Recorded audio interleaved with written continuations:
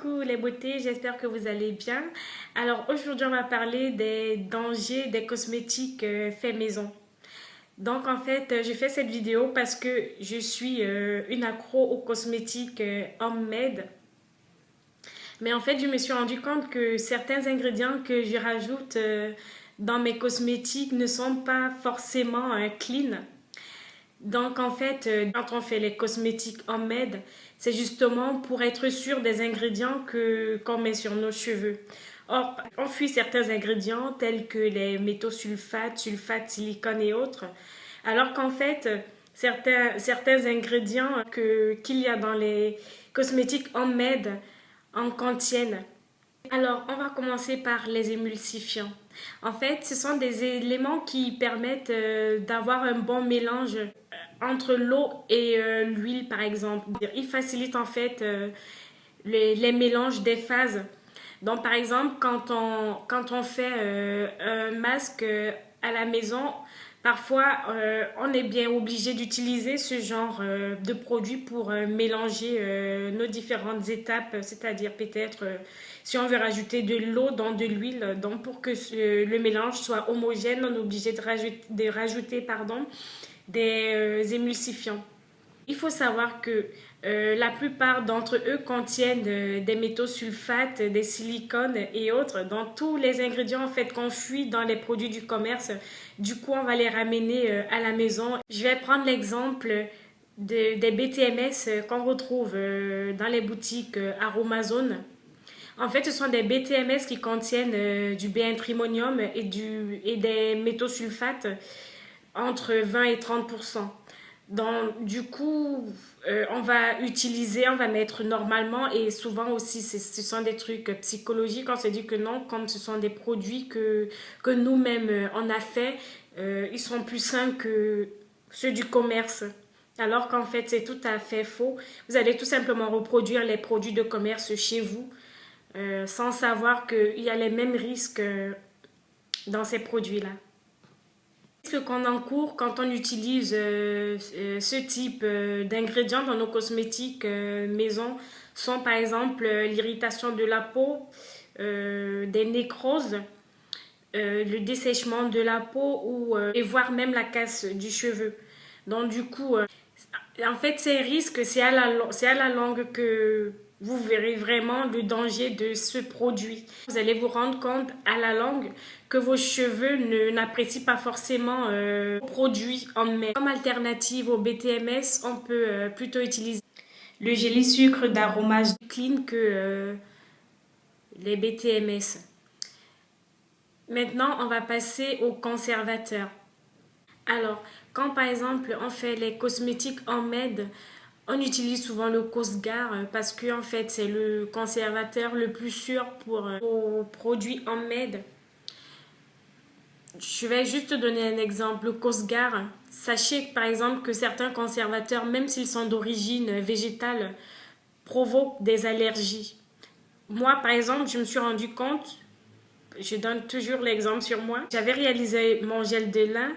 J'ai rajouté 20 gouttes de Cosgar pour conserver mes deux boîtes de gel de lin.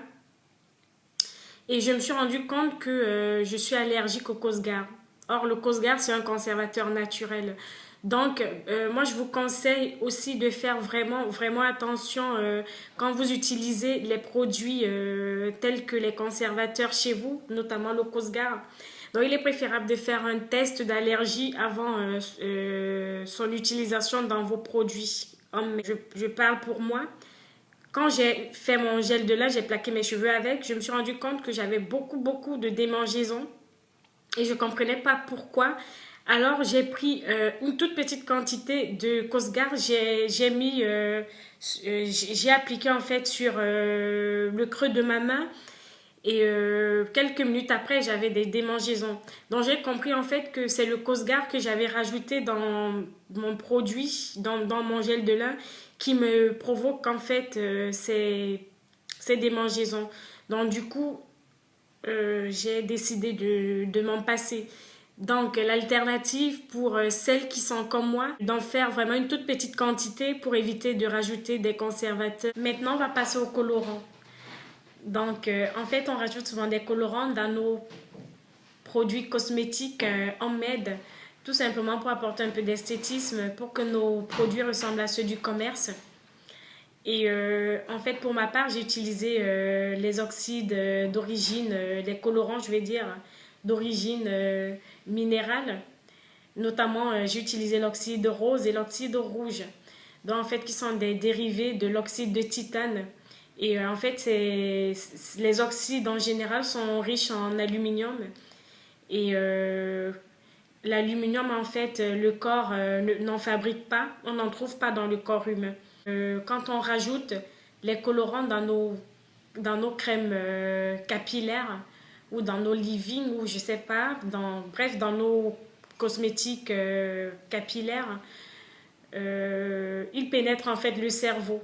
Donc il pénètre facilement le cerveau et il peut provoquer justement des dommages irréversibles à la longue. Donc la seule alternative que je peux vous donner est de vous en passer. Donc en fait, ce n'est pas l'esthétisme qui compte quand on fait un produit homemade, c'est le résultat. Donc, il est préférable de ne pas non plus charger vos produits homemade des produits nocifs qu'on fuit justement dans ceux du commerce. Maintenant, on va passer aux phtalates et parfums, fragrances.